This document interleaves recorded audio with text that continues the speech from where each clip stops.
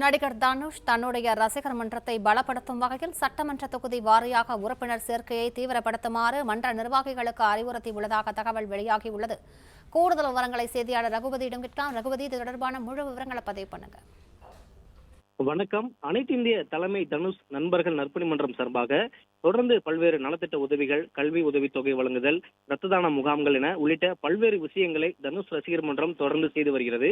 அந்த வகையில் நடிகர் தனுஷ் தன்னுடைய ரசிகர் மன்றத்தை மேலும் பலப்படுத்தும் வகையில் உறுப்பினர் சேர்க்கையை தீவிரப்படுத்துமாறு மன்ற நிர்வாகிகளுக்கு அறிவுறுத்தல் வழங்கியிருப்பதாக ஒரு தகவலானது கிடைத்திருக்கிறது. தமிழ்நாடு முழுவதும் இருக்கக்கூடிய சட்டமன்ற தொகுதிகளை ஒவ்வொரு மாவட்டங்களாக தலைவர்களை நியமிக்கப்பட்டுள்ளார்களாகவும் இந்தியா முழுவதும் இருக்கக்கூடிய 55 தலைவர்களை நியமிக்கப்பட்டிருப்பதாகவும் கூறப்படுகிறது. அந்த வகையில் ஒவ்வொரு மாவட்டத்திலும் இருக்கக்கூடிய தலைவர்கள் உறுப்பினர்கள் சேர்க்கையை தீவிரப்படுத்துமாறு தலைமையிலிருந்து அறிவுறுத்தியதாக கூறப்படுகிறது.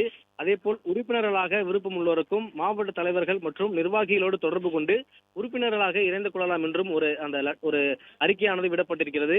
அந்த அறிக்கையில் கோயமுத்தூர், அதாவது தனுஷ் ரசிகர் மன்றம் கோயமுத்தூரில் ஒரே ஒரு இருந்த நிலையில் தற்பொழுது கோயமுத்தூரை இரண்டாக பிரித்திருக்கிறார்கள். அதாவது வடக்கு தெற்கு என கோயமுத்தூரை 2 நற்பணி மன்றமாக தற்பொழுது பிரித்திருக்கிறார்கள்.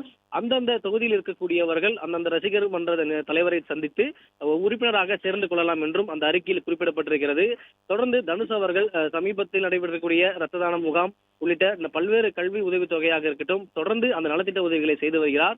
இந்த நிலையில் ரசிகர் மன்றங்களை வாரம் ஒருமுறை தொடர்ந்து ஒவ்வொரு மாவட்ட வாரியாக சந்தித்து வருவதும் வழக்கமாக வைத்துக் கொண்டிருக்கிறார். இந்த நிலையில் பிளே ஸ்டோர் மற்றும் ஆப் ஸ்டோரில் இருந்து பாலிமர் செயலியை QR கோடு மூலம் பதிவிறக்கம் செய்யுங்கள். செய்திகளை உடனுக்குடன் பெறுங்கள்.